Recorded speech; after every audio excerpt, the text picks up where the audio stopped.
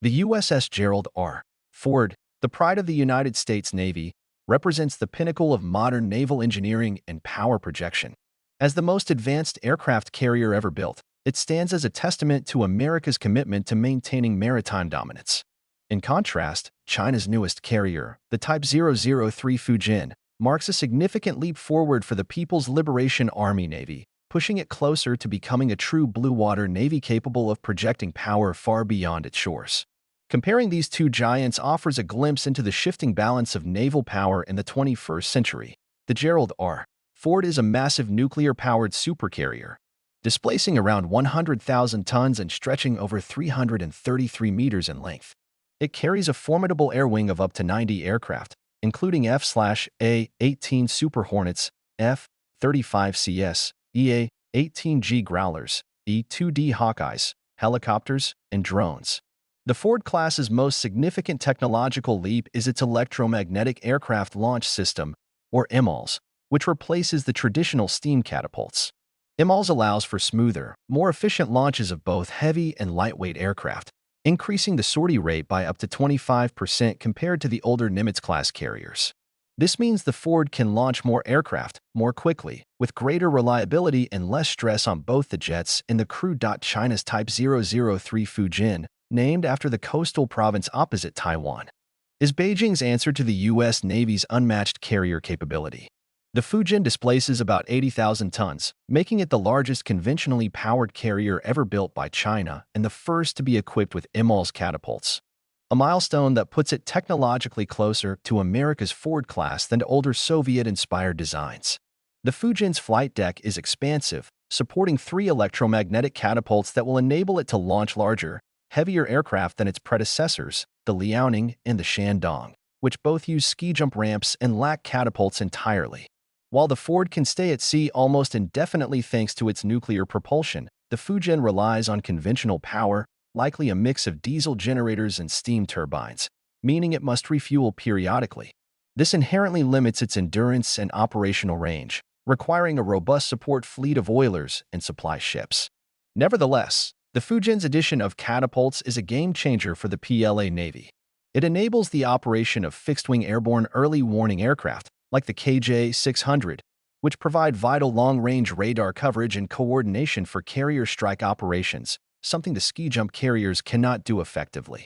The Ford's defensive systems are cutting-edge, featuring the dual-band radar system, advanced electronic warfare suites, rolling airframe missiles, and multiple close-in weapon systems to protect against incoming threats like missiles and drones. Its island structure is designed for improved radar performance and reduced radar cross-section, further enhancing survivability.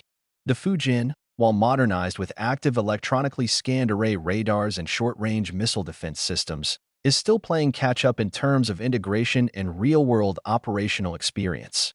However, China has made significant strides in developing a layered defensive approach for its carrier strike groups. With destroyers like the Type 055 providing powerful escort capabilities, a major advantage of the Ford is its nuclear reactor, which not only powers the ship for decades but also generates enormous amounts of electricity to support energy-intensive systems like EMALS, advanced radars, and potentially future directed energy weapons. This surplus of power provides the Ford class with growth potential as technology evolves.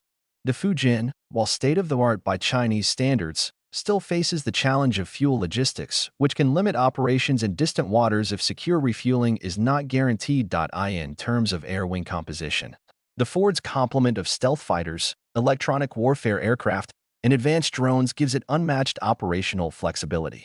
It can conduct air superiority missions, deep strike, electronic jamming, surveillance, and search and rescue operations all from the same floating airfield.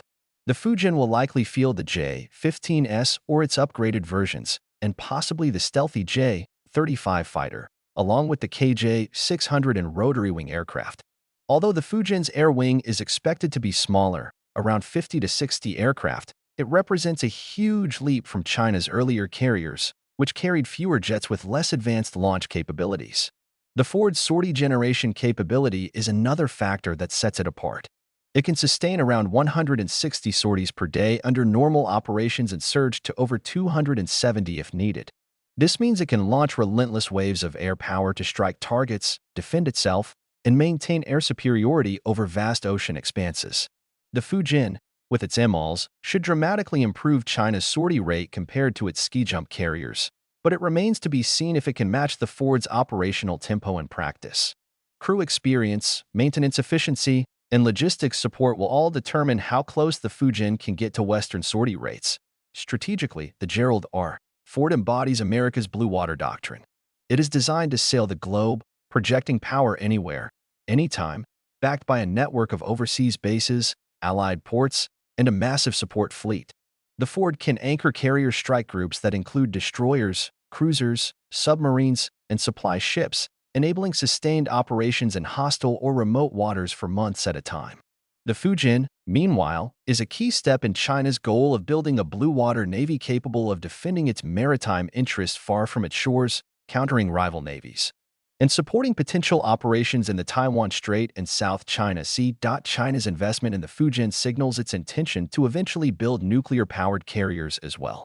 Reports suggest that the Type 004, a future design, will incorporate nuclear propulsion, potentially putting China on a technological par with the Ford in terms of endurance and power generation. For now, however, the Fujian must still rely on the plan's growing but relatively untested replenishment and escort capabilities to extend its reach. In any future crisis, the real test will not be steel and hardware alone but training, tactics, and operational integration. The U.S. Navy has been refining carrier operations for over 80 years, building a deep institutional knowledge base. China is rapidly catching up, with increasingly complex training, drills, and deployments, but it has not yet demonstrated a fully integrated, combat-ready carrier strike group operating far from home for extended periods. In summary, the Gerald R. Ford remains the world's most powerful aircraft carrier, combining cutting-edge technology, unmatched endurance, and decades of operational experience into a single platform. The Fujian, however, is a clear sign that China is narrowing the gap. It proves that China can build large, modern carriers with advanced launch systems, setting the stage for future developments that could one day rival the U.S. Navy's crown jewels. The coming decades will show whether China can master the complex art of carrier operations to match its technological ambitions at sea.